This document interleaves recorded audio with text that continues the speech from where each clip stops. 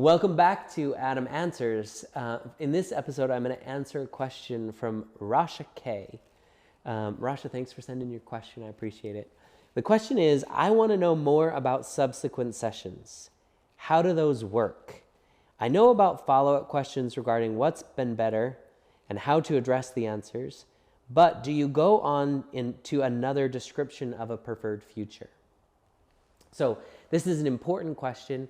A question that we get asked pretty regularly. So Rush, thank you for asking.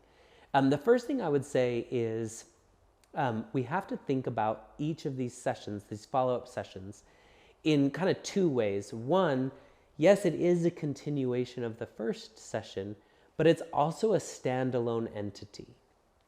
So what I mean by that is when we ask the question, what's been better, we have kind of tucked in the back of our mind all of the context that they gave us from before. That's context that we could use to ask further questions. But we also have to understand that a whole bunch of life has been lived since the last time I saw them.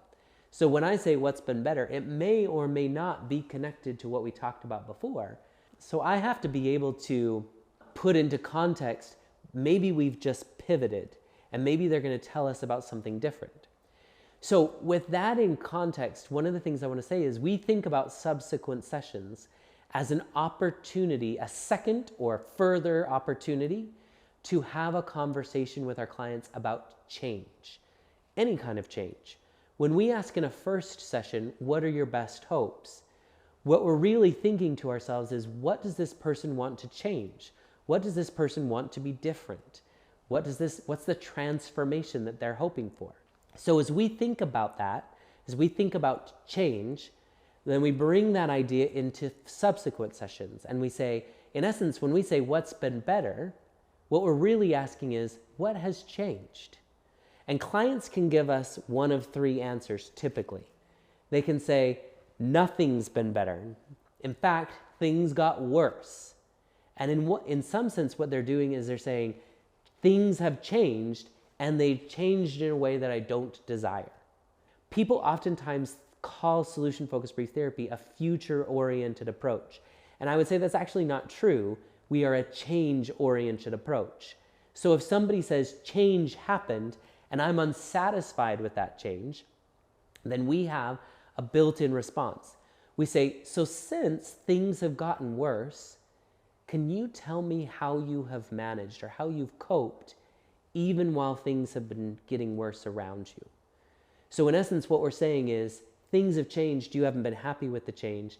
Can you tell me how you've coped in a way that you're satisfied with change, that you don't like? And that's going to, in essence, if you put that onto the diamond, what that's done is it's put us squarely into a resource-oriented conversation.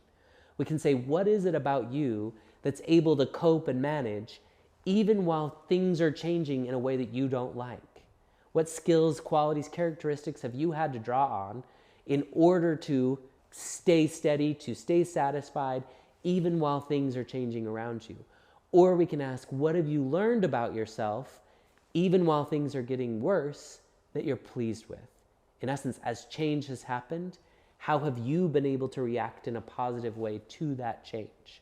So I think that's one thing, is that you go back to the diamond and we can easily talk about resources and how they're utilizing their resources in a satisfactory way.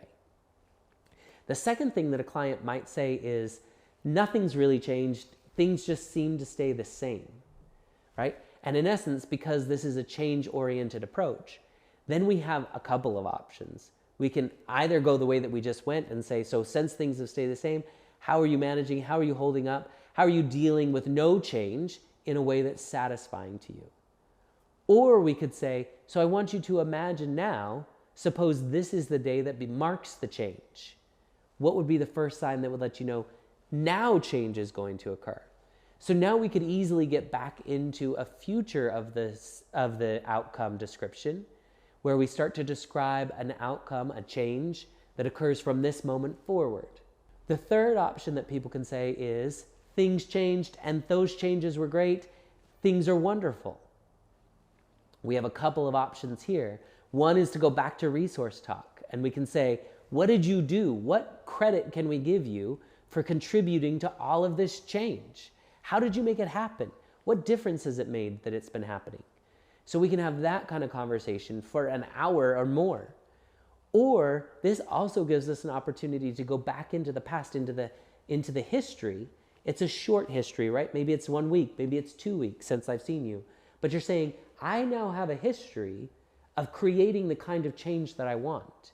And you can go back and you can say, what difference did all of this change make to you? Who else noticed that things were changing? What differences did it make to you? What did you eat on a day when change was happening, right? So we can go back and we can highlight all of these important details of their lives, sometimes mundane details that now are important details, because now we have a history of success. One of the things that I would say is you don't need to keep thinking about it as this static thing of, well, things got better or things didn't get better, so now what do I do? I think we think about this as change. Either change occurred or change didn't occur. But either way, it orients us to, so then do we have a conversation about the history of that change? Do we have a conversation about the resources that contributed to change, or the resources that contributed to coping without change? Or do we have a conversation around, and if change were to continue to happen, or if it started happening?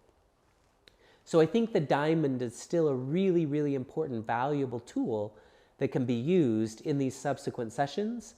And we need to just kind of orient our brain around, I'm listening for, did change happen or not? And then what choice do I make about what kind of change-oriented conversation do I want to have? So I hope that's helpful. Let me know what your thoughts are. Let me know if this stirs up any other questions for you.